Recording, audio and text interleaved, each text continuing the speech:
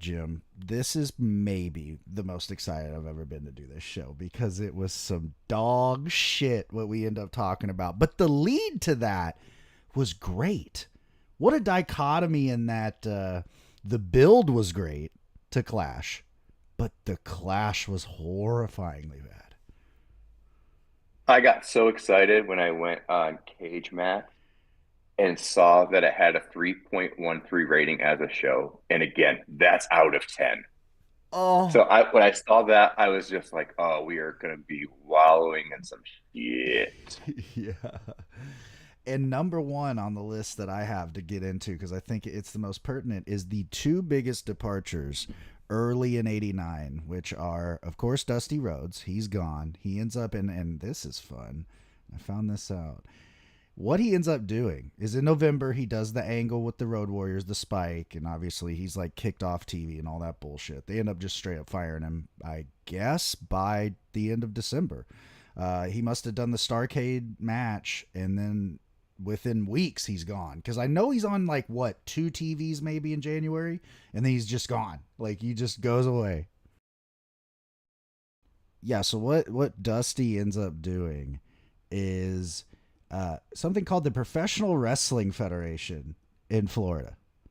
Yes, it is the ashes of the Florida territory that Crockett had bought. And basically, what happens is that obviously fails, and he ends up in WWF by May. So he's gone. And then the other big one, which we immediately notice because they are like just flagrant with, like, anyway, that guy's gone. Here's this guy, JJ Dillon. He goes to the WWF to work in the office for Vince, and apparently that was not a fun departure. Very tumultuous, to say the least. He did not get along with the Turner people at all. They didn't give a fuck about him.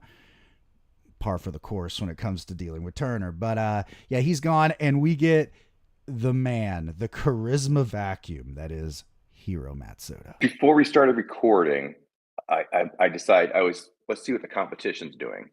And so I turned on 89 Rumble, and I'm in the middle of the Rumble match.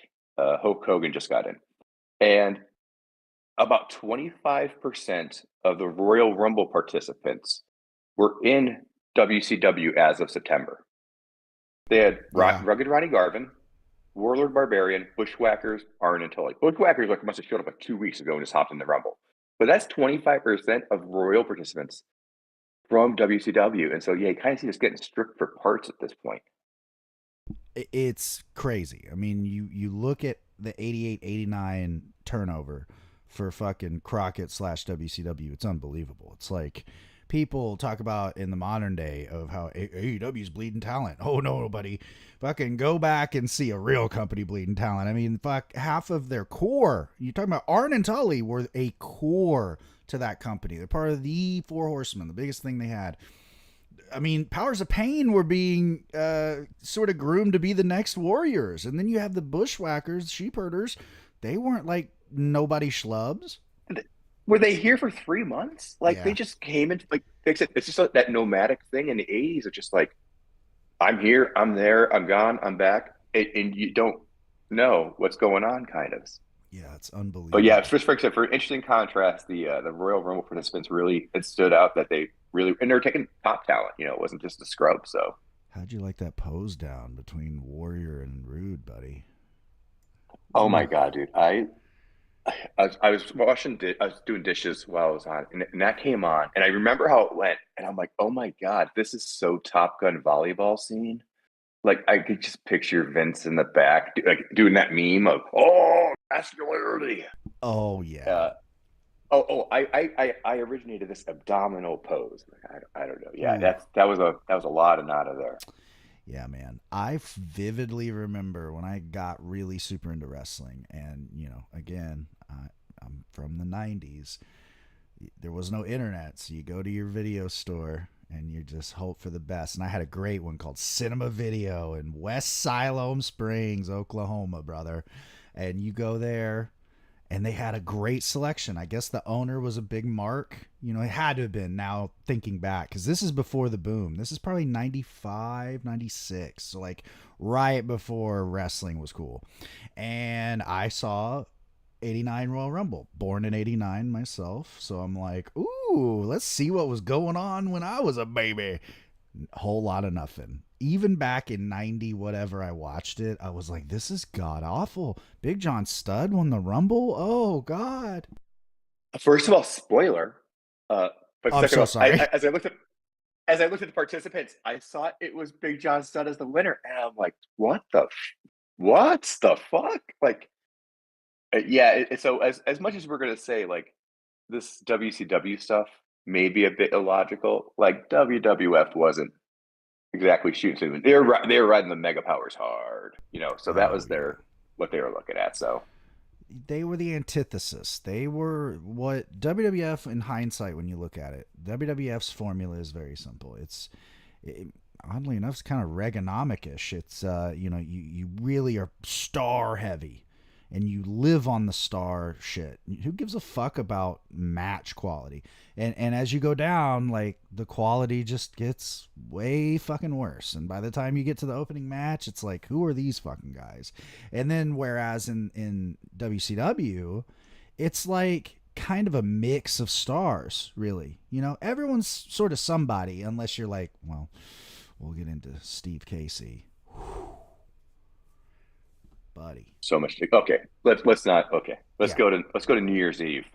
New Year's Eve, 1988. You let's weren't go. even born yet. I was not. Uh, the first note I have from the New Year's Eve show is Eddie Gilbert talking about his New Year's Eve party, and I don't know if I want to be at that party or not, but I also kind of want to be at that party. I want to know who's at that party. Like that, just that with that locker room. Ooh. Oh my gosh, man! Snowing like it's Colorado, kids. Yeah. Oh man, that was good. New Year's Eve, as our New Year's Eve gift, the powers that be gave us Curtis Thompson versus Bob Emery. Classic barn burner. They gave us a women's trios match. I have never seen women before this point. I have never seen women beyond this point. Uh, and those were some of the highlights of the matches that I see from New Year's Eve. There is a junkyard dog match, and JR says this: I've walked down the streets of New Orleans with Muhammad Ali and Junkyard Dog, and I'm going to tell you, the kids in New Orleans wanted their autograph and picture taken with Junkyard Dog more. Oh. And I did a little deep dive on JYD Wikipedia, and apparently in 1982, the children of New Orleans were asked who would they most want to meet. Now, it didn't have Muhammad Ali listed here, but it did have like Pistol Pete Maravich and Archie Manning, local sports heroes. And the kids said Junkyard Dog. And so I don't know if JR took that and transformed it into more popular than Muhammad Ali. Yeah. But he did. Without a doubt. Yeah, JYD was fucking over in the Mid-South, man. I mean, I gotta give JR that. And so, yeah, I think he just did the old school, like, we're going to splice real life with a bullshit deal. Yeah. When is it kayfabe? They were going hard for the Bunkhouse Battle Royal. They were talking about that a lot. And then one thing they introduced here, and I believe they did it once more and then it disappears, is Missy Hyatt has a segment. Yeah, that was weird. I didn't know what the fuck happened there.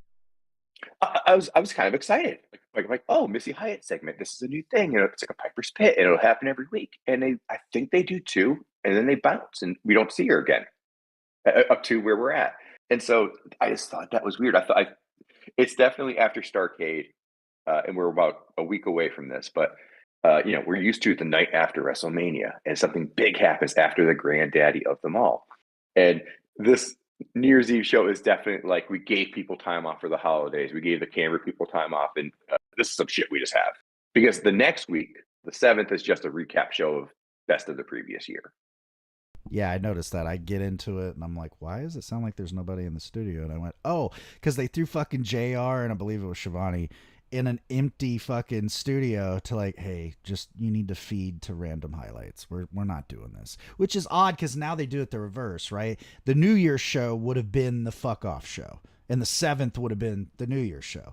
So it just shows you, and I think because This is still very fresh in that era of holiday shows were kind of like your bread and butter. So honestly, I bet you they ran a Christmas New Year's Day show, so they're on the road. It's like, why fucking send them to Atlanta to do TV?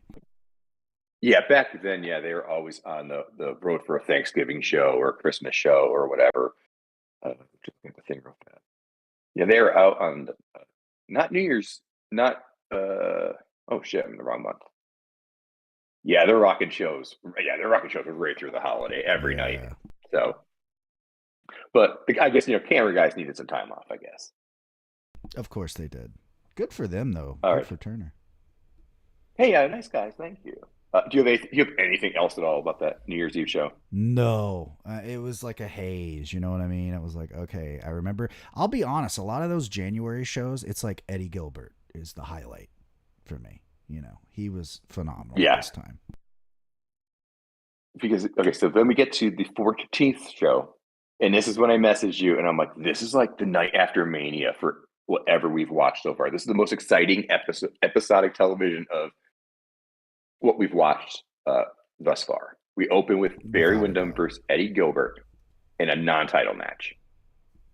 Uh, cool. I wrote Yeah, that best TV match that we've had so far, and a easily. DQ ending. Of course. Yeah. I mean, it just littered of this era, just shit finishes. But yeah, this was amazing. This show, I was like, it's like they saved it up in the barrel for like 2 months, you know, and they're like, all right, it's time. It's crazy. And Dusty's not there. So, Yeah, sorry. it kind of felt like this is the reboot. We have Yeah, the Missy Hyatt segment coming on now, and we're doing this. And it's a new season of TV, and worked. that feeling lasts maybe 2 weeks. Yeah, it's not long. And then we're back into some fuckery, and it's just like, okay, great. Restore the feeling. Yeah. God. It definitely opens your eyes. Yeah, the 14th show, man, that was really, like you said, it was like a Raw after Mania show. Okay, then we get Michael Hayes debuts Ooh. with Junkyard Dog. So actually, I don't know if you know the lore here, but this actually fits somehow because Okay, hit me. oh, okay, I didn't know. See, I Well, okay, no, so no. Like here's the thing. I know them mhm. as blood feud rivals in Mid South. So my thing is like, how Yeah. do the boys get back together and hug it out? Well, I and it don't know that part. goes deeper than that. When they were like babies in the business, I believe it was 1980, they did the first original Freebirds Junkyard Dog angle at in Atlanta for Georgia Championship. So the whole thing is it's like a cool little new company, but we're gonna give you something old repackaged. It's like what they do today. The enemies to friends. I mean, we literally saw it last night in AEW, right? So, uh, it's that, you know. So it's really not even just that they were working Mid South, because I know Jr. like harps on that. You know, well, these guys got history. I've seen them have wars. It's like, yeah, but so had Atlanta. So it actually was a cool little double layer thing. And I believe George Scott was booking at the time. So it's like he knows. He's an old man at this point and he's very over the hill, but he would know to just play on that. So it was a cool little deal, but it is very fucking random for 89. I will admit. That's like 9 years later.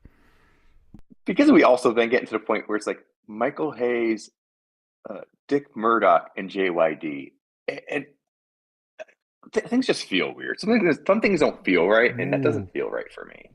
Yeah. Seeing Dick Murdoch talking about like Ron I don't want to Simmons know, man. and you know, he's like in the ring with Teddy and I'm like, "Oh, buddy, you feel bad." You're like, "God, I Yeah, can't nah. imagine the shit he did in the back." I don't know what ick is happening, but something icky is happening. Yeah. Eddie, good news. Eddie Gilbert survived New Year's Eve because he's back. He's back. He's back on the show, and he said he's bringing somebody in. This is great. And, and so we're creating some mystery on the show and giving me a reason to come back. Oh my gosh! This feeling's going to last forever, I'm sure. Yeah, especially with Eddie Gilbert. He has a very long WCW career. It's a shame. Yeah, then I got Paul Jones stable because he Oh, comes out with Abdullah the Butcher, and that is such an island of misfit toys. Because I'm Yeah. Al Perez, Abdul the Butcher, Larry Zabisco. I don't even know who else would be in the crew at this point. Al and Larry kind of disappear Yeah. at this point. Maybe Abdullah killed them. I don't know. Ate him. We can't prove that. But yeah, it just Abdullah is just fun, man. But I do have an issue with the nerve hold. I hate the nerve I hold hate because nerve every holds. dude is sitting there with like a glob of phlegm on his chin. Every time I'm just like, oh, it's fucking gross, bro. Like, no, stop the nerve. I want to ban the nerve hold It's bad. retroactively. Yeah, you know what's weird about that too is, of course, if you recall, Larry Zabisco and fucking Al Perez were Gary Hart guys. So we're seeing another manager leaving. I don't know what the fuck happened with Gary Hart, but he comes back. That's the weird part. So I don't know if it was a health thing or what, because we do know he's about to be the manager of an actual legit legend in the making, the Great Muto. Bro, I'm not sure if I realized the manager that Gary Hart and Paul Jones switched places I there. just thought about it because I'm like, I don't know if I realized that. what do you mean Al Perez and fucking Larry Zabisco? Because I'm thinking of all the awful promos with Gary Hart being like, brother, Dusty Rhodes, you don't even understand Al Perez. So I don't know why I remember that. I also might be backwards in them and going, Paul Jones is Gary Hart is they're all this it's all the same guy. If I'm wrong, I No, you're apologize in right. advance. Feel free. Okay. Oof. Absolutely. Let's say otherwise feel free to correct me in the comments. But yeah. Yeah. Uh Paul, just like I said, Abdullah, I love Abdullah. He's just a force. He was, that perfect territory. Like, he checked all the boxes, like foreigner gimmick, crazy, didn't do shit. Like, man. Yeah. But I mean, that elbow drop from that has to hurt more than the Hogan leg drop. You I'll tell you that. know that Dusty stole that straight from him. He was like, "Man, I love Yeah. that. You don't do shit, and it's your finish. Beautiful." I'm about 30 pounds lighter than you. I can hit people with that too. I wrote down also it was Sting and Luger versus two children. Oh, dude, yeah, that was like a crime that we witnessed. They were like 5'3", maybe. I could not tell what was going on. Maybe it was a Make a Wish thing. I don't know what's going on. But the show did have a Steiner versus Rotunda rematch for the That was title. awesome. And you know what I wrote? I was like, this might be better than the Starcade match. It was very good.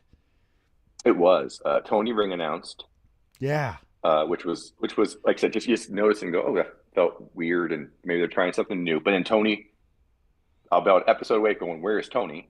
Yup. Um, and and during this match is when I could hear Nigel say, Steiner's cheating. Alex is helping him cheat. It's 2-on-1, no fair. Like I could hear Nigel saying that, and I missed that from the commentary here of just that heel announcer Megan Steiner a cheater, basically.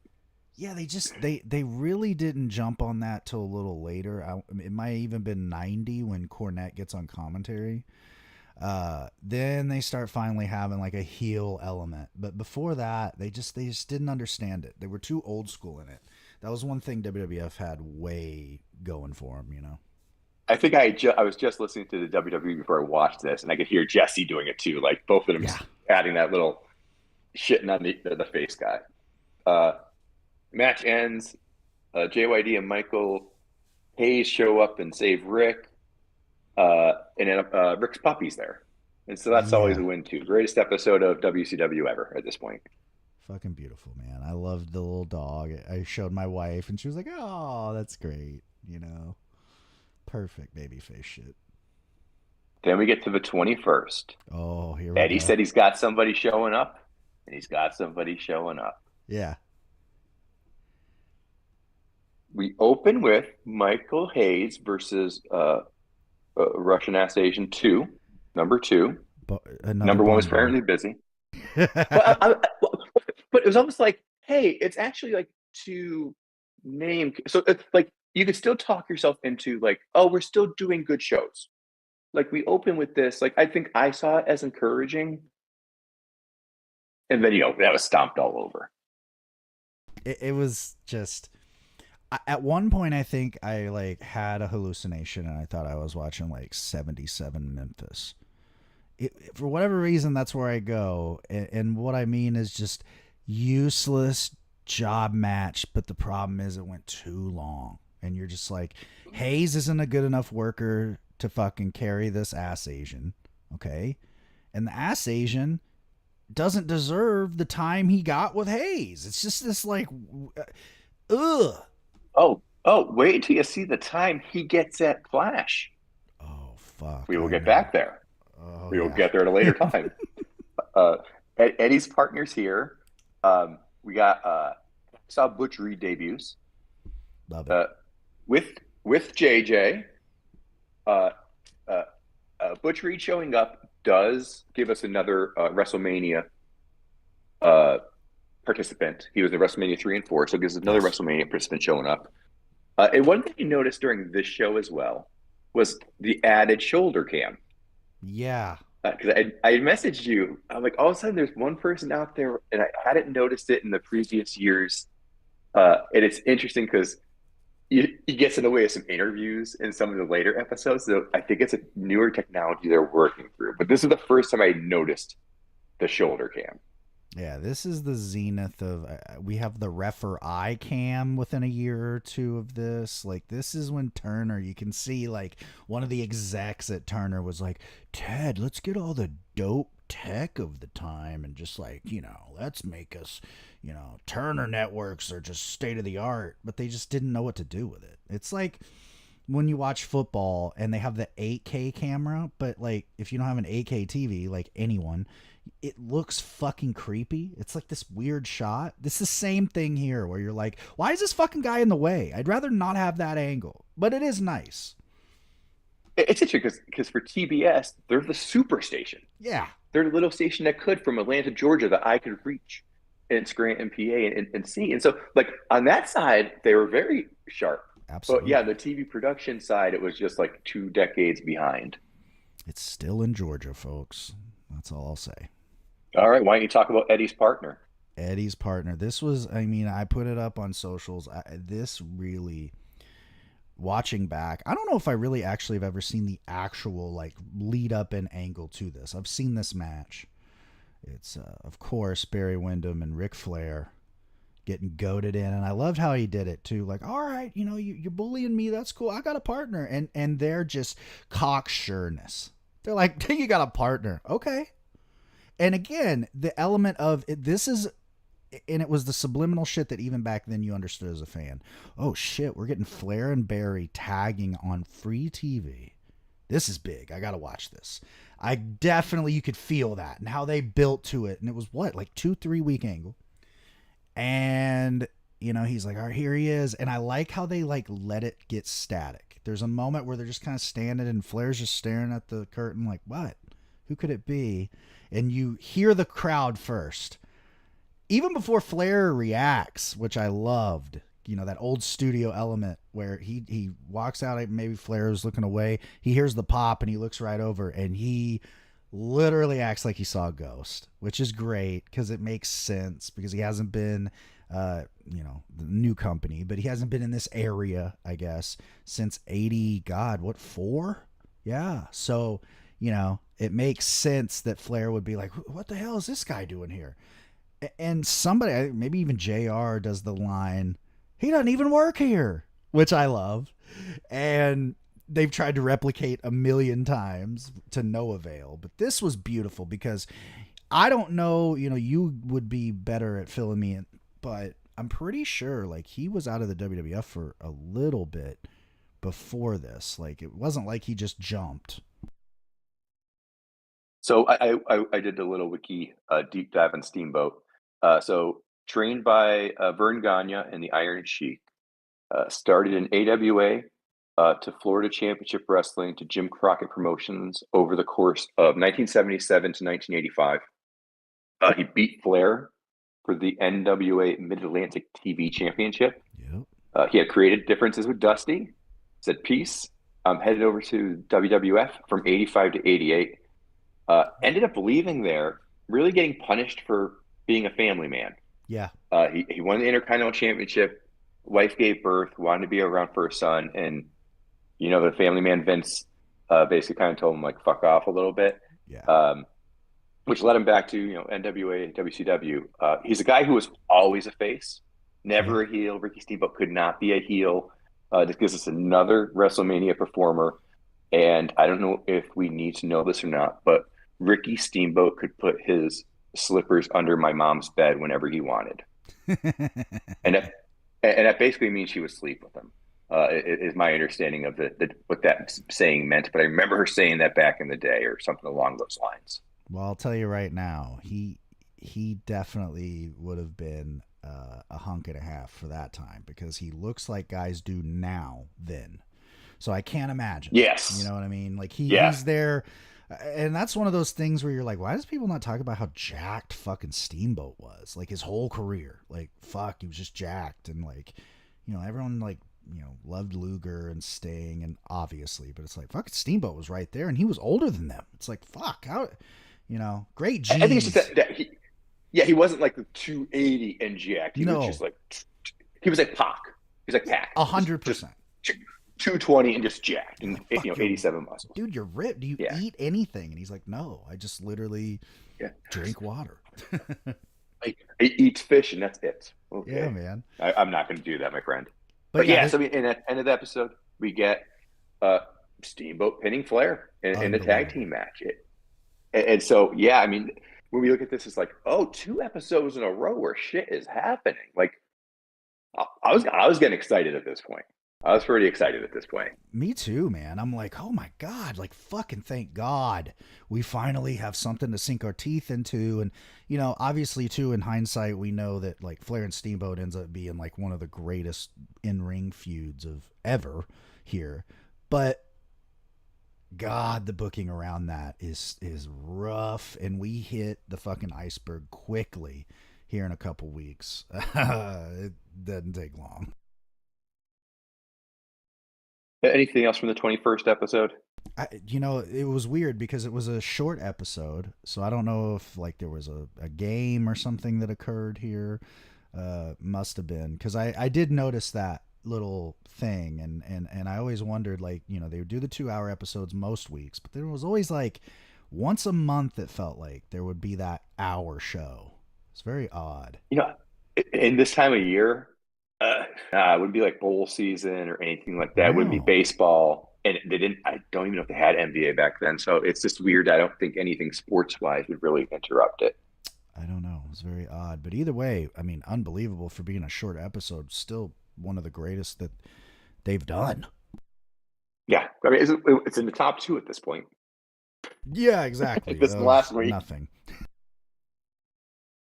So far, yes. These are my top 2 episodes, basically, that we've watched. Oh, yeah. All right. Tell us how February is just, I mean, way better month than even January. All right. Let's go, Jim. Okay. So we got the 28th show. And this is where some question marks start popping in my head. So we have, I believe it was a U.S. tag title match opened with Kevin Sullivan and Kevin Sullivan and Rotunda. I know it's not the team that won the title. Yes, it's Dr. Death and Rotunda. And so I wrote down U.S. tag title match. What, mixing up the team? Why? And it just seems like 3 weeks down the road, all of a sudden we're like, oh, they're freebirding this. And I'm like, I didn't understand it in this first match. And then the next week is a totally different tag team and still not the team that won it, I believe. Like, it's just so weird with the U.S. tag titles. And then everything gets confusing because the U.S. tag title people want to win the world title from the Road Warriors, who are also the 6-man champions. And there's just way too much clusterfuck in the multi-man title scene. It was just a cluster. It was already a clusterfuck at this point. Oh, yeah. Yeah. And we, oh boy, we'll get to the zenith of that whole situation, which I don't even understand either. And that is where I go, I don't know what happened. It's very clear. We've talked about how like a lot of 88, even though there were financial problems, backstage drama, it still kind of had a cohesive flow. It didn't feel like anything was going on. Here, is when it's very clear. New company, they're scrambling. Creative is very clearly not on the same page. Talent's kind of like sandbagging. There's a few like people where I'm like, why are you even on the show? You don't act like you give a fuck. It feels like such an easy fix, too. You've got the varsity club, who's a trio. Have them get the trio title somehow. Boom. Now you got your trio division on its own. You got the Road Warriors as the world champions. They can focus on that part, and then you fucking just drop the U.S. tag title at this point. Or, I mean, at this point, you lost 3 or 4 tag teams. Just drop that title. I mean, what are they doing? And even more egregious than that is where we're even missing why this is so shitty. This is the actual way they turned the Road Warriors back babyface. There was no conversation. It's just now the varsity club doesn't like them, so they're babyfaces again. That was the big one where I'm like, we never get a conversation about, well, we killed Dusty, but like, you know, like, I mean, they could have done anything. They could have been like, that guy was, you know, even break a fourth wall at this point to try to justify it. Just be like, hey, well, you know, this guy fucking booked us into oblivion, so we put him out. Okay, that makes sense. But instead, we just have varsity clubs mad at us. So we love you guys again. And the fans were just like, yeah, they're so lucky this was the 80s, man. Because if this was today, holy shit. You talk about just crucified. It's the tell, not show. Like, they just tell you, this is how you're supposed to feel now, and not give you a reason for, again, why am I feeling this way? So yeah, the multi-man title scene is just fucked from this point forward. For the rest of this podcast, it will not make sense at all. There's a steamboat match. Steamboat leaps over the top rope. It was not graceful. No. I don't think he knew like what his body was doing. He just really, ooh. It was not a graceful leap at all. It looks a bit like what I would probably look like leaping over the top rope. We get the attack on Eddie. Yes. Is it in the same match, kind of? From Steamboat match to the Eddie attack? Mm-hmm. I think because he was outside for Ricky, I believe. That Eddie attack looked so fucking good because they shot it from behind. Yes. Rick goes up, he drops the knee on the back of his head, and it looks devastating from the way they shot that from behind. You don't get another view where it looks clear or anything else. It looks like they killed the man. So that attack was awesome. And I wrote down, so Eddie and Ricky are out there getting their asses beat. And where's Lex Luger? You're still feuding with Barry. So these guys are out there he's just out back there oiling up and flexing. Like, this is why the Four Horsemen always win, is because the faces are stupid and don't understand banding together and having each other's backs. But yeah, Lex is like, not my problem anymore. Sting. That's another. Where's Sting at? Fucking he's actually shoot friends with Eddie Gilbert. For real. Yeah. Like, we don't know that back then, but it's like now, it's like, fuck, why wouldn't you even just use that as an excuse? It's because they were just fucking writing shit down to do. That's all they were doing. But it worked. Everybody's in the shower, I guess. Dick Murdoch shows up. I write down, not a fan. Oh, yeah. Just boring. I mean, I put down Jesus fucking Christ Cornette. I don't know what he said in this episode to elicit that response from me, but I'm sure it is well deserved. I think I know, buddy. Hit me. I believe this is the. I think this is it. The promo, and I mentioned it to you. Of he literally has a fake Inquirer, and he's basically saying Paulie Dangerously was the victim of a failed sex change, and all this other shit. And oh, buddy, it's like, I'm pretty sure that's why you wrote that down. Because I was like, oh, man, all his podcast stupidity makes a lot of sense when you watch some of these tropes he used. And it's a shame, too, because I'll say this about Cornette, and I've thought it the whole time. The delivery, the man was great at talking. My issue, though, is he just thought he had to be extra offensive. He was in that Sam Kinison mindset, and it works to a point, and it definitely worked in that era. But even then, some of the shit that he would say, I'm just like, bro, like, and you say you're a liberal? It's interesting. So I think that's probably what you were referring to. I know I'll accept you on that because it lines up with everything else. And I haven't made a comment on him about anything else before this, so he probably hasn't been there to speak. Rick Steiner was interesting uh, because he's doing like the heel thing of lifting his opponent's shoulder when going for the pin, and so it's kind of, whether you're looking at it as just, oh, it's an animal playing with their food, or what approach you want to take to it. But it's just interesting because he's doing what traditionally is kind of a heel tactic. Crowd fucking loves it though. Yeah. A little bit of that about that brother Terry on the other channel theory of like, oh well, when you're a top babyface and you cheat, it's not cheating. You know what I mean? It's kind of weird because that's what he would do. It's okay. Yeah, whatever. It's a job guy. Okay, and we also get the Road Warriors. I'm assuming in a match with Randy Hogan and somebody else. I just wanted to make that special note of Randy Hogan. Yeah. We were all in on the joke back then too. The Road Warriors. The Road Warriors hit the ring very anarchy in the arena. Yeah. They hit the ring. Their music's still playing. They start hitting their opponents. Their music's still playing for about another 5 seconds, and it stops at some point in the match. And so it gives that BCC energy every single time of when they get in there and just beating ass. And then I put down "Where in the World is Paul Ellering?" based off his ensemble. This might have been when. No, I mean. Yeah, go ahead. I mean, as opposed to "Where in the World is Carmen Sandiego?" because he's just dressed like in a hunting outfit. Or the man in the yellow hat. I couldn't decide what he looked like. He did have something where he's going on a safari. He's got the dope. Yeah, he's got the fucking outdoor gear, like heavy. Okay, so as bad as that last episode, we started noticing some decline.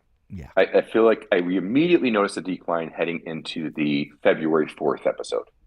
Easily, because Magnum is tagged in for Tony. This is bad, and he stayed a while. And within a few, okay, where's Tony? Where's Tony? Because Tony just disappears. Yeah. So Magnum tags in for Tony, and it's going to be as amazing as we expect. Yay! The U.S. Tag Champs are tagging together. Wow! Yay! After 3 weeks, so I guess maybe that's just how we learned. Like, oh no, they're freebirding it. We gave you 3 weeks where they're all different teams. You guys should have figured this out, really. Sure. Yeah. And this is where we get our xenophobia against Japan rolling. Oh, buddy, this was a rough one. Old Michael Hayes. And I'm shocked, a guy that's just so known for his stance on equality. Can't believe he'd make a racist comment about Japanese people. I know, but that's like at the end of the episode. Yeah. We start this shit early in the episode. Like, it's just a through line in the episode of fuck Japan. It's unbelievable. Does December 7th even mean anything anymore? Sadly, it does not. People don't even understand what D-Day is. That was a question JR asked. Wow. Yes, it's a quote I wrote down. Does December 7th mean anything anymore? 43 years after it happened, I know that it was a big deal, by the way. Wait, it's just literally the fact that they're doing business with a Japanese person means they're throwing the middle finger to America. It was very strong. The Wyndham brothers seem to be together now. So now, like, Wyndham's just hanging out in the back. Well, no, like that just happens. He just shows up. He's part of the brand. He's like Danhausen.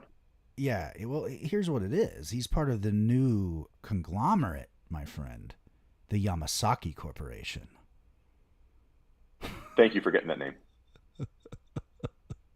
I don't know. If I had to go back. I swear to God, I had to rewind it. I was like, "What the fuck is the name of the thing?" There's no way they're still. Well, so they probably said it wrong like 12 times. They probably said it 12 different pronunciations. Oh, JR said Yamasaki at one point. For sure, I heard him say the Yamasaki Corporation, and I went, "That's not right, JR." Okay. So Wyndham's Kendall's hanging out in the background with Barry. Mm-hmm. We get a Magnum interview with Lex. He asks such a convoluted question. And again, it is the telling, not showing. Okay, so basically what we're trying to get across is Lex Luger is now going after the U.S. tag title. Yeah. I didn't write down the question because I felt too Trumpian. But the question was along the lines of like, okay, Lex, you've decided that instead of going for the world title anymore, you're going to be going for the U.S. title instead because that would make you the number one contender. And so Magnum asks like a 5-minute question uh, to have Lex basically go, yeah, what you said, and this is why I'm doing it. And Magnum just go, hey, Lex, why are you going for the U.S. title? That's 5 it. words. That's all you need to ask, bro. You don't need to keep adding on all these extra sentences.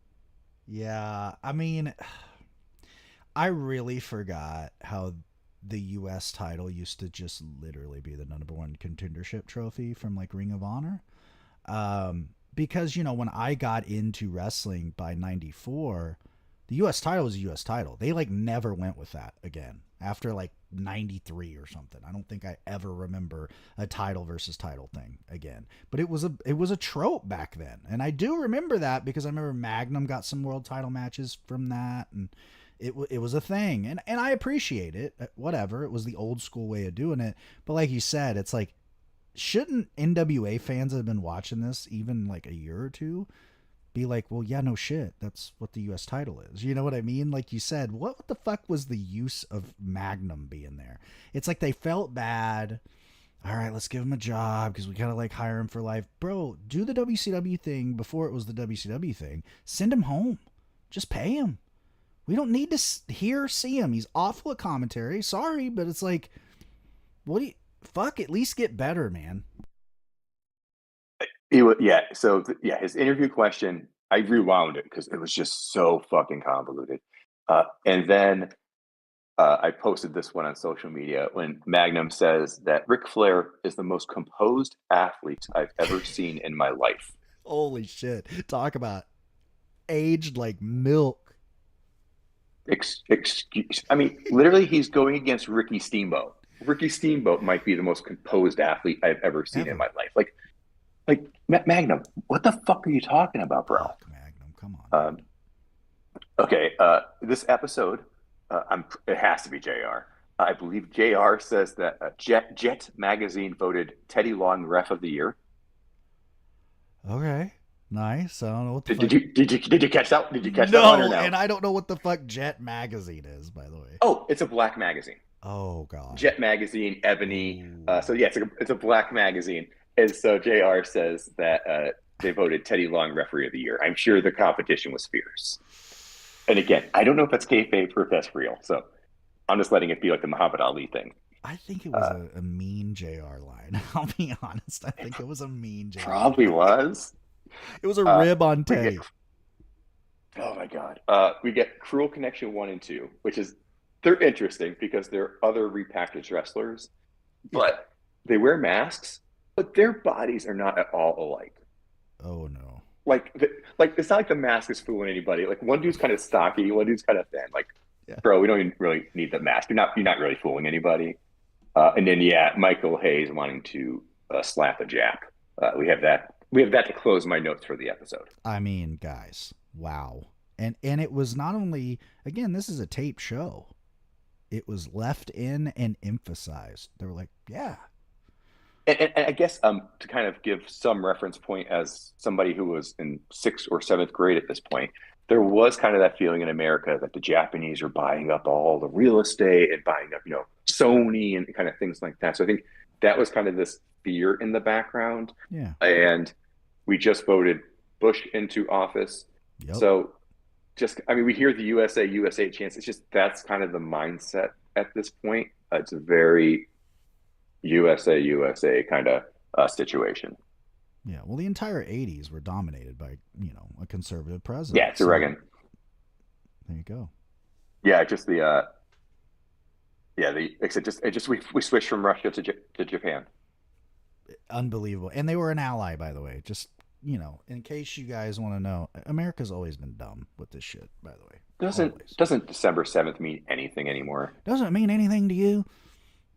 I guess now, JR. Okay. you have to carry this next episode because my only note is Road Warriors and Paul Ellering versus Varsity Club. That's the only note I have for this next episode. Of what, the 11th? Yeah. All right, let me pull it up on old Cage Match here. I'm guessing there's a whole lot of nada on this episode. That's how, that's how fucking eventful it was for me. I didn't even write anything down about it. So there you go. Yeah. So basically, this episode, Road Warriors and Paul Ellering go against Varsity Club. So yeah, that's all you care about from this episode, apparently. Honestly, and you know, a lot of it was there just wasn't a lot fucking going on at this time. Like I said, outside of the fucking main event. Dude, we're 2 weeks away from a pay-per-view. I know. It's like, what the fuck's going on? Oh my god, I might actually be able to pull this up quickly. WCW's history is not as long as I thought somehow, but well, it's nice because you can go right to the last page. That's where exactly. It starts at. That's exactly what I'm doing. Let's see, 2 11.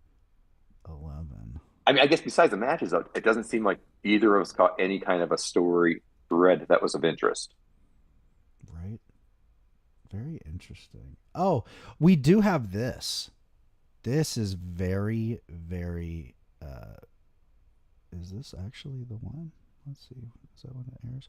We do have Butch Reed against Dustin Rhodes. Oh, okay. That's interesting. Oh, wait. That's yeah, not we're the about same to. one. Hold on. Where did that match happen?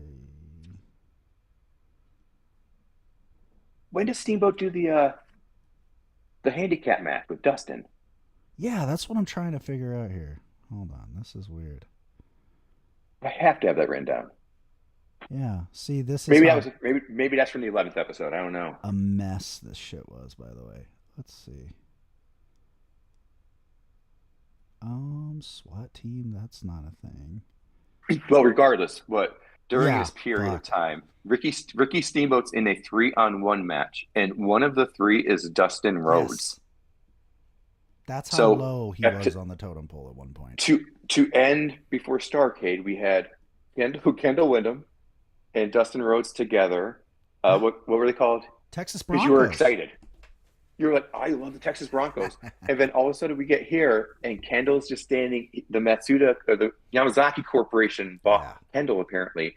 And Dustin's been relegated to losing in handicap match. What the fuck? Well, you know. I mean, maybe it's punishment for Dusty leaving. 100%. Yeah, man. But crazy. Yeah, it wasn't a lot there on the 11th one for sure. Yeah. And again, it falls right into Clash of the Champions 5. And that, was like the last gasp, build for their big Chi-Town Rumble pay-per-view. And is Clash 5 is before the 18th episode? Yes. Yeah, it's the 15th. Jesus Christ, man. I can't believe that was the episode they did 2 weeks before the pay-per-view. Wow. Oh, yeah.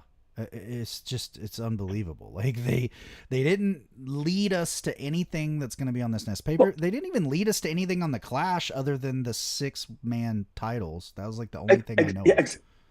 Yeah. Nothing. Clash is coming on Monday. Here's what just tune in to watch. Yeah, they're just throwing shit at a dartboard at this point. It was bad. All right, let's go to the Clash 5, brother. I mean, it ain't gonna take long. We've got again Magnum and JR on the call. So you think? Well, because a lot of this, I just don't even want to remember again. I will say this because I'm always an aesthetic mark. I loved the ring post advertising sleeves. I like the beginning of, and I did write though, but boy, did we go overboard these days, huh? I mean, fuck, there's LED lights. I'm very boomer in that way. I'm old school. You put something on the mat, I am such a fan of having that AEW logo on the mat. I love that. That was my favorite thing about WCW as a kid, was they would throw shit on the mat. WWF never did it. Now they do it more than anyone, and I hate it. Because it's adverts. I don't want adverts. I want fun, the event because in the middle of the ring it says it. Yeah. So that was fucking neat, although it's half of it's illegible. They use the worst font with the worst background. There's one red fucking ring post thing, and I'm I don't know what company that is. I know that's Coors Light, whatever. It's weird. They were definitely trying to recoup that money, though. You can tell Turner's like, we gotta Yeah. get this back. You know what? I don't remember any spam slams. So they might have lost that No, spam money. they definitely did. I think they were big Jim Crockett guys. Uh, Other big Jim Crockett guys, your first match of the evening, Midnight Express against the Russian ass Asians, and holy shit, what was this? I just wrote down meh. That's all I have for this match is meh. I wrote down very Memphis style. You know, the Midnights are great in the way that they work around the weaker opponents, and the ass Asians were much weaker than them. Paul E's picture-in-picture promo is the highlight of this. Paul Jones gets punched by Stan Lane and no-sells him. I thought that was very funny. And yeah, it was nothing. And the trope of the night continues onward of glorified job matches that go way too long. Butch Reed for Stephen Casey Oh, for 17 minutes. I wanted to die. Now, I have a theory about this when we get to the next match. Okay, well, before yes, the Hacksaw Butch Reed for Stephen Casey for 17 minutes. Why so long? Literally. Before that, though, we had Ricky Steamboat cut the most milk toast fucking promo I've ever heard in my life. Okay, and that's before the Ric Flair appearance and he shows back up? Yeah.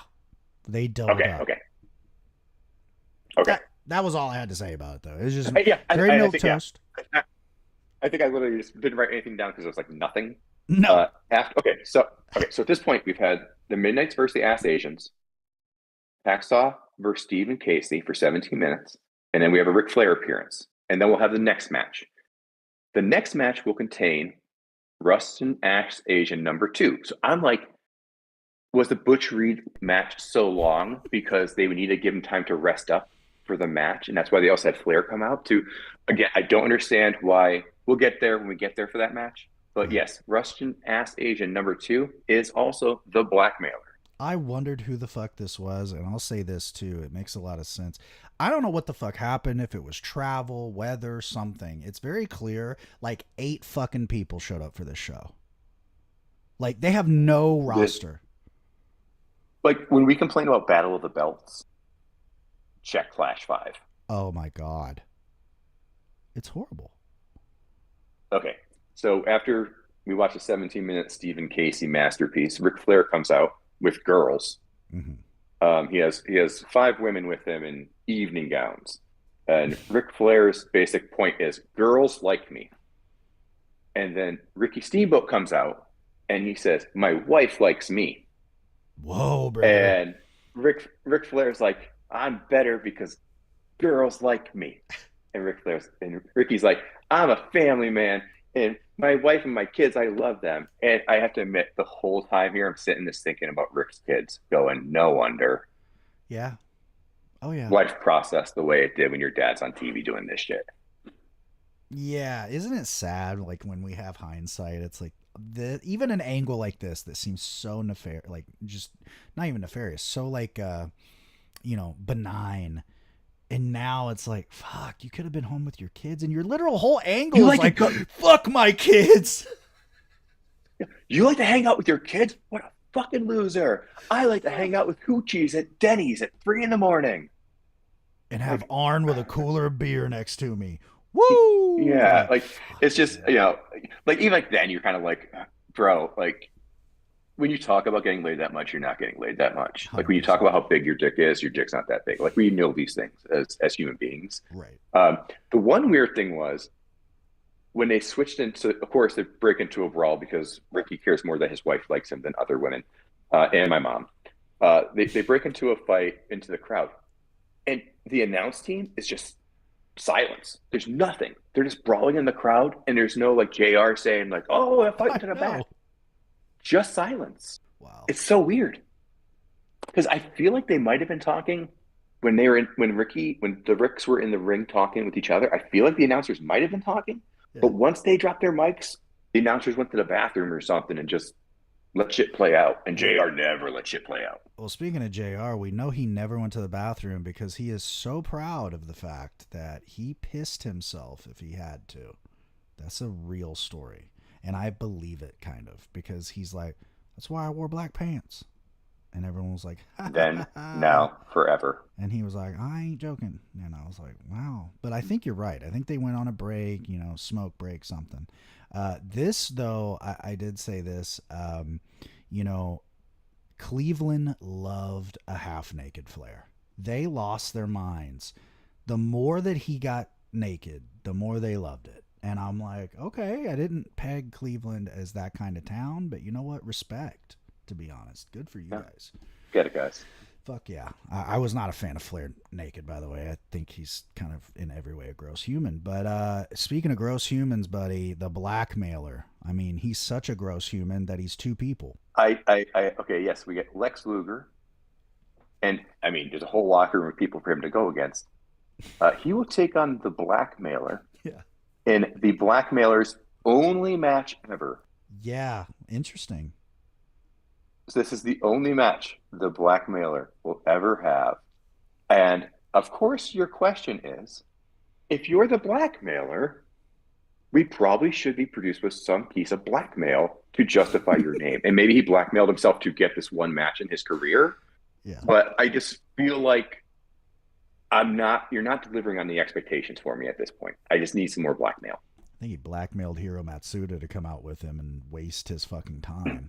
Man, he definitely Yeah, did. so the blackmailer is Ass Asian 2 and also known as Jack Victory. Jack Victory. I And love fucking Jack Victory. Hey, shout out Jack Victory.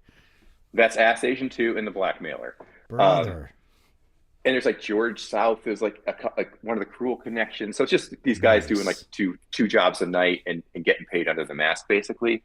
But again, a long match, and it's Clash 5. I don't think you should be making your one and only wrestling match ever on a Clash of the Champions. Nah, that's rough. This is where I'm saying, where is Tony? Yeah, Why man. is Rob back? And even bring in Missy. What happened to Missy? She was here 2 episodes and left. So that's what my thoughts at this point. It's just like, give me anybody but Rob and Magnum. Dude, the Wooden Express on that one. I'm sorry, but fuck. Unbelievable. Rick Steiner, though. Great promo by Rick Steiner. He's just great. He says he's going to flip off and take his head off about Rip Morgan. And he's going to be Rip Morgan, by the way, because Alex is going to talk to him about it, which I love that. We're going to talk about it. Again, no, if that's double teaming, that's cheating. Fucking It should not be allowed with Alex. Alex should not be allowed to accompany him to the ring. No, it's unfair. How about this next one, buddy? Oh, Varsity Club versus Fantastics. Yep. This is when I had here. When was it announced they were freebirding the title? They just never. It's almost like that.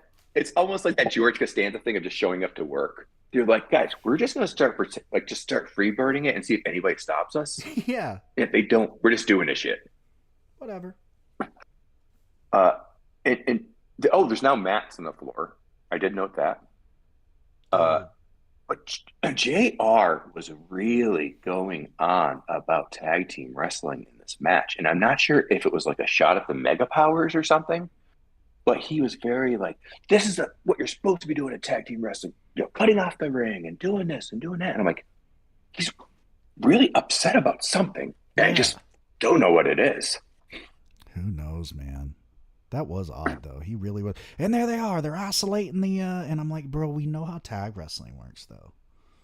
This is how you do it. This is how it's supposed to be done. I'm like, so I said, that's the only thing. I'm like, maybe the Mega Powers, and there's upset that like 2 singles wrestlers are like, I don't know. It felt weird. It just, out of every tag match we've happened, he was really on it for this one.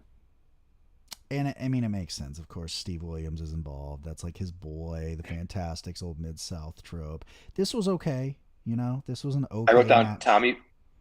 Tommy Fulton, get that spit off your chin. Oh, yeah. I tell you, these guys just like, that was the sell, man. Get that shit off your chin, bro. I love that JR goes on and on about the Fantastics being tag experts. Fantastic One is on top of Dr. Death for like 8 seconds. If you're a tag expert, during that like 8 to 10 seconds of you just sitting there, aren't you wondering, where's my partner? Where's the opponent's partner? Where's the referee? If you're a tag expert, these are things you should be thinking about. This is like Ric Flair being the master of the game and climbing to the top rope. So I don't know. Don't give me the shit about these people who are experts at something and miss something so basic. You've got to know nobody's counting. What's going on? Oh yeah, Somebody's about to hit me in the back of the head. that's like the today version of I'm waiting for the spot. You know what I mean? Because that's probably what he was Mm-hmm. doing. It's like, well, let's call this out too. To be fair, I will say Tommy Rogers took a disgusting back body drop bump where somehow he rotates onto his knee into an ass sit position by Dr. Death, which was disgusting. Somehow he's not hurt here. And Varsity, of course, win. And spoiler, this is your fucking show if you like the Varsity Club because they're not done tonight. And oh, buddy, it's wild. The mental gymnastics you're going to have to play to explain why we see them again. But we'll get to that in a second. Another of the two fucking long job matches, Ricky Steamboat against Bob Bradley. Oh boy. I put down Bob Bradley, fresh from Double Dragon. Yeah. The most NPC Bob. looking human. So Bob Bradley was the other one. After I saw the blackmailer, I'm like, who the fuck? Because I think it's the first time I've seen Bob Bradley. So I looked up Bob Bradley. He had a match before this at the previous house show against Bam Bam. Mm. His second match with WCW is Clash 5, and then he's gone in about a month. Shocker. What the fuck is this show? Dude, it is literally the vortex. I think we have literally come to the point in our journey where this is now the LOL WCW moment. It feels like we're in a multiverse. Yeah. And this Clash 5 takes place in some other Earth where like the blackmailer is a wrestler that exists and blackmails people, I'm going to assume. He created this But yeah, universe. he is a Franklin Richard. He created it all. But yeah, just another, again, for a Clash, another jobber match. I mean, Yeah. right, if you look at the end. I mean, it's two scheduled competitive matches. One actually happens Literally. because we get that clusterfuck ending. Holy fuck. But yeah, I thought Bob Bradley, he fucking bumped well, but it's like he has no charisma. He's nothing. And Ricky Steamboat is like the second guy in your company right now. So why not throw him somebody? Like, really? Nobody was willing to do a job that night for Ricky fucking Steamboat?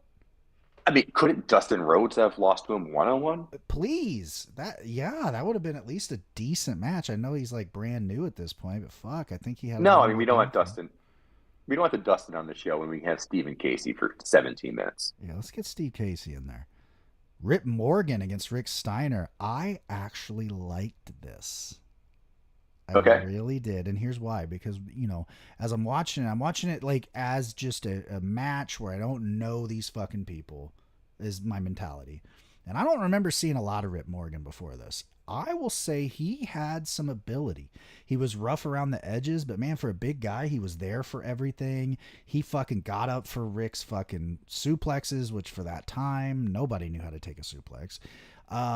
It makes you wonder, like, what the fuck was the deal? I don't know if he had, like, personal issues, whatever. He is not long for the business, though.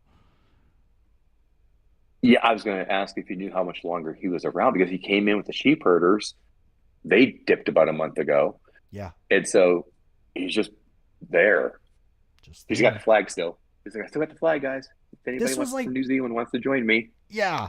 This was the one job match that was, like, fun for me, though. Like, it was like, okay, I know Rip's not going to win, but Rick had fun with him. They had a good little bitty match, and it wasn't too long. That's the thing. Rick would have fun in a match, and then it's fun for you because you don't care who the other guy is, but he made it fun. 100%. I love the finish because Morgan goes for a Beal hip toss, and fucking Rick just bam right into the side belly to belly 1 2 3. I was like, I love that. That's like that puts over Rick is like, ooh, he's got this belly to belly, which again, how funny that it's a finish.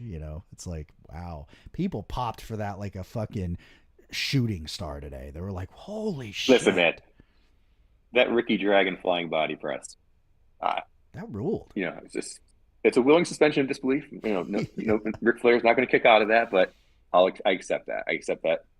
I hit you with this, and it clears out your combo meter or whatever.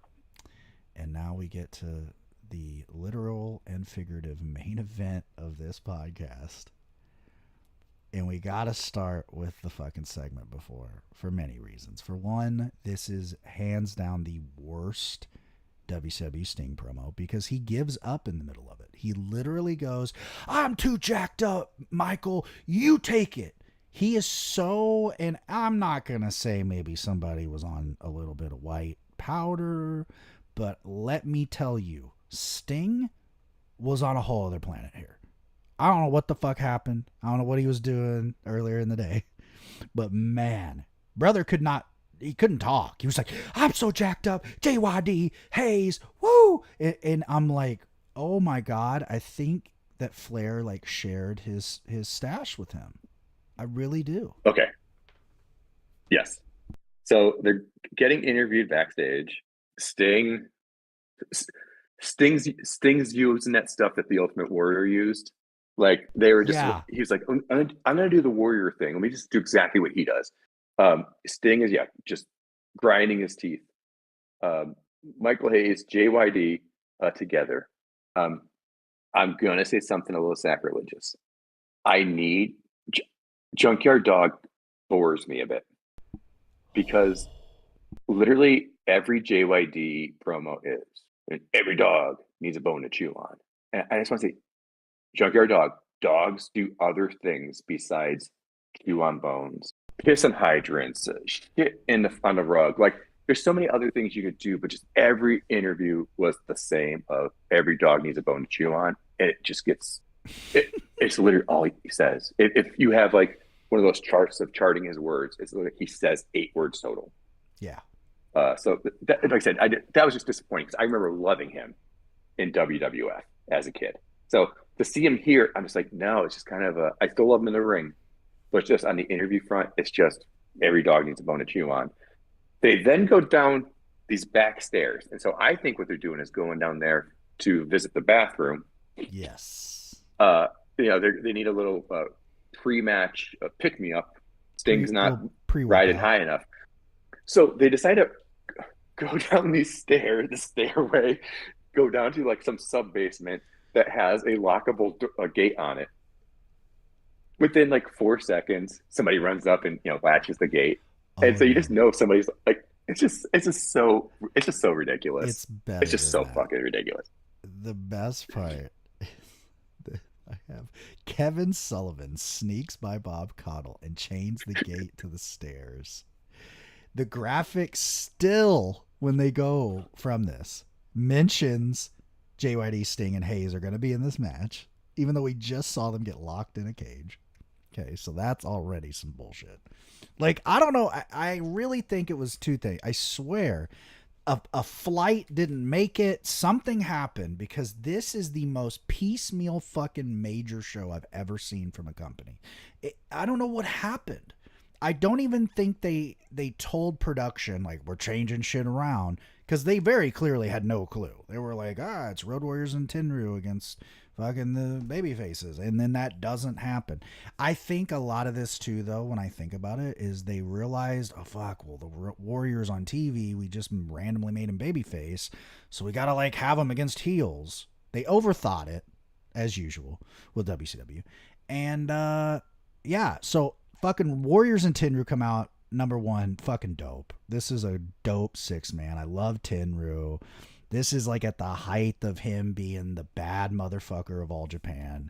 I believe he might have actually been, I don't think the Triple Crown had been created yet. I think that happens in April, but he is 1/3 of the Triple Crown right now. I don't know which one, but I did look it up. He had a title in All Japan. So they're sending one of their top guys to fucking WCW. Huge deal. They should have fucking promoted the shit over. If this was AEW today, or even honestly, let's just give a credit. I don't know if WWE would do it, but either way, there would have been like 2 weeks of vignettes for this dude. We would have saw Tenryu dropping Jumbo on his fucking head. It would have been dope. WCW, on the other hand, we mentioned him kinda, and it was a racial epitaph. And now here he is, and he's a champion with no belt. There were no 6-man belts. I noticed that. They just held up the Road Warriors tag belts like those were the belts. Like we wouldn't know those are the exact same design. And yeah, Varsity Club runs out like we're shocked we didn't just see this segment. I don't think live they did, because I have to remember, no fucking screens for the house. So they literally are like, what the fuck is Varsity Club doing back out here? They brawl. They have a fuckery situation. Tenryu and Rotunda had a great little thing. They just beat the shit out of each other with chops. I loved it. Tenryu at one point is open hand chopping the fuck out of him, and you can see he's like, what do I do? Then he takes an enziguri, which no one knew about, so he really just probably got kicked in the back of the fucking head. And this just is the clusterfuck of clusterfucks. I kind of loved it until we see the cage getting opened.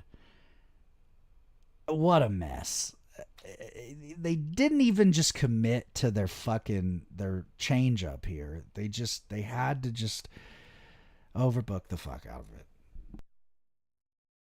Yeah, man, it was just a crazy ass ending. Cause even like I was doing, I think, kind of dishes, and and all of a sudden it was just done, and I was like, wait a minute, wait. I had to rewind the end of the show. So I'm like, how did it just ended? And yeah, just one thing that would have been interesting, I think, is the next episode. So it's the one episode between Clash 5 and Chi-Town Rumble. Is they introduced Dan Spivey as a member of the Varsity Club, and I think it would have been cooler here to have, unseen hand lock up the cage, who did it, and then kind of reveal it later. Like again, like a storytelling wise, that would have been a more interesting way, and have Dan Spivey hit with a bit more of a splash as well, and a little bit more heat of he fucked over our boy, our jacked boy Sting. Yeah. Our fucking man, yacked to fucking death Sting. Wow. I mean, really, he does, like, he's very Ultimate Warrior coded here. Like, oh yeah, I mean, it was unbelievable. I think they met maybe before the show. Maybe Warrior was in the Cleveland airport as Sting was coming, and he's like, "Hey, brother, I smuggle a little bit. You want to go in the bathroom real quick? Give you a key? Something going on? Don't do two snorts. If you do two snorts, don't do that. This is like that crazy shit. This is like straight from Medellin. Yeah, this was a fucking mess and a half. And it was such a mess, in fact, that they tried to do the like cut back to like close it up thing that we talked about from Starrcade, where they would shoot back to the fucking announcers, and they're literally still brawling. They're just fighting, and you just hear them like, all right, well, that was Clash of Champions. We'll see you Monday night for the Chi-Town, whatever the fuck. They didn't even, it was like literally like, let's get the fuck out of here. We killed the town. Cleveland will never come back. Cops just pulled up outside. We're going to be out of here real fast, guys. Bye. 100%. This was a highway robbery of a fucking show. Holy shit, man. Yeah, and it's just, you even mentioned it.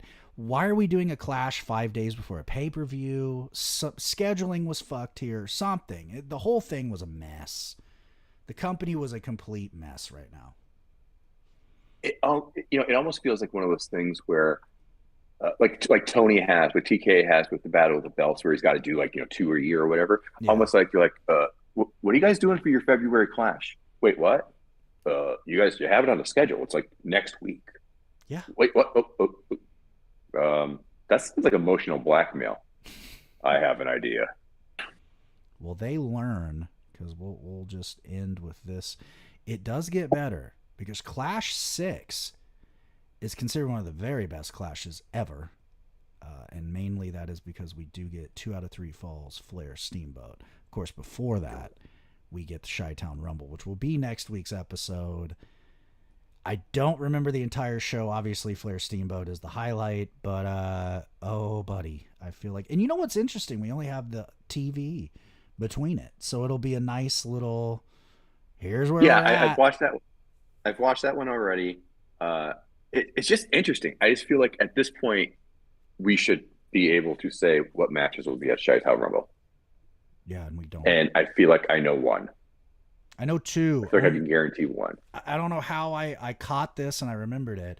There is a 6-man tag Loser leaves town, Midnight Express versus OG Midnight Express. I do know that is on the Okay. docket. That and Flair Steamboat is all I know. I don't know anything Yeah, fucking like else on the card. it's just insane at this point. We don't know what's on the show, probably because they don't know what's going to be on the show. No idea. It's just wacky.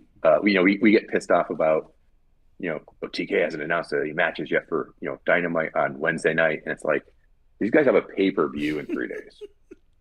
And I feel like we're going to get Ass Asian 4 popping out. Absolutely. Maybe Jack Victor will finally be able to unmask and have another job match with like Rick Steiner for the fucking TV belt. That might even be what happens. I don't fucking remember. So that is the dumpster fire that was Clash 5 and all the little January, February TVs leading to it. I feel like we're smack dab in the middle of the WCW shitstorm now. Yeah, I think just the rudest thing about this viewing was they really got our hopes up.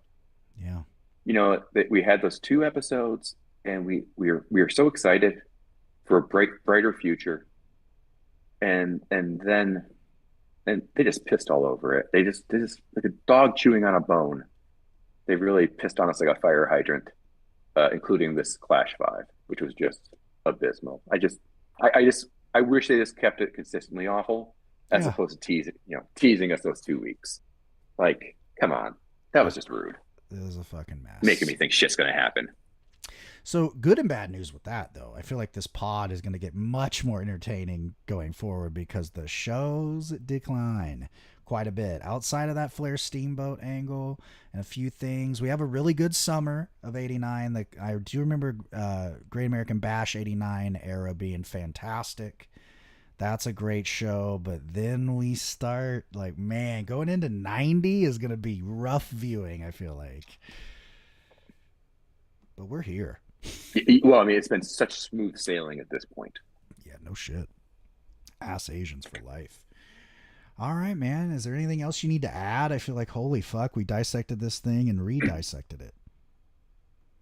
Yeah, no, I mean, I think we pummeled the shit out of this. We treated this like a jobber. We treated this like Randy Hogan. We treated it as like a schnitzel. Yeah, it was the best times. It was the worst of times, and Clash 5 is absolutely the worst of times. It was a month before my birthday, and unfortunately, folks, my birth did not give WCW any new life whatsoever. No, we're in the middle of the shit. But I have not looked forward to Chi-Town Rumble like the card, so I'm excited to be surprised as any weekly reviewer would have been at the time. Me either. I have no idea. So we're gonna have that for you next week. Until then, Jim, anything you want to plug? I know it's the usual. Yeah, no, just the JIMDB on your various socials. Yeah. If you want cute pet pictures, all that good stuff, they're there. Yeah, you want to. Yeah, as usual, of course, Troubles Wrestling Pod on Instagram and Threads, Troubles Weekly on the BlueSky, YouTube, everything. I'm going to get better about the audio feed. I'm going to throw a bunch of those up because I'm finally off a substantial amount of time. Yeah, so that's our show this week. And until next time, other than just send that douchey troll comment online, maybe save it. Put that somewhere else in your mind and your body and be a little more positive about things. I think that's a good way to lead off. All right.